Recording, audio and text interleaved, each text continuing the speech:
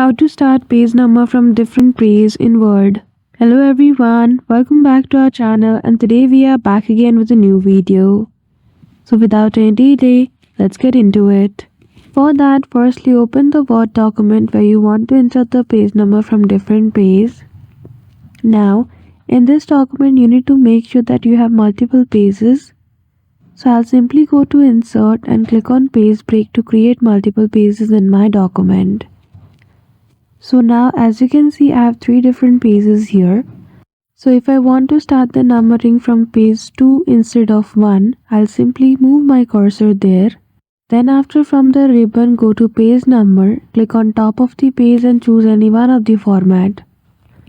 After that, once you do, go to design, make sure different first page option has been toggled on and then you're good to go. So that's it. I hope you found this video helpful. If you did, don't forget to give it a thumbs up and subscribe to our channel for such tutorial. Thank you for watching till the end.